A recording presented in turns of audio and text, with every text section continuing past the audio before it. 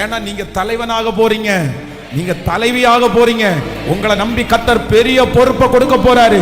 நீங்க சாதாரணமான ஆட்கள் அல்ல, நீங்க கர்த்தரால் வேறு பிரிக்கப்பட்ட ஜனம், நீங்க வேறு பிரிக்கப்பட்ட ஒரு கூட்டம், தேவனால் பிரித்தெடுக்கப்பட்ட ஒரு கூட்டம். ஜீராதா லபா தலரமா. ஆமென். கைகளை உயர்த்தி ஸ்தோத்திரம் பா, ஸ்தோத்திரம் பா.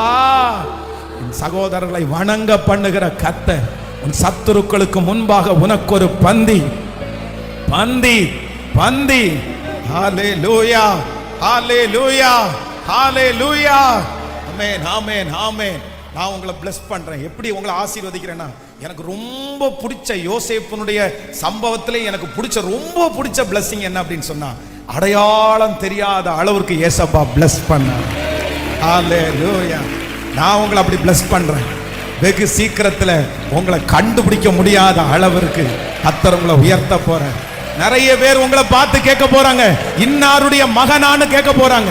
உங்க பேர் அவங்களுக்கு தெரியும், உங்க உருவம் முழுக்க கர்த்தர் மாத்தி இருப்பார், உங்க சூழ்நிலை முழுக்க கர்த்தர் மாத்தி இருப்பார்.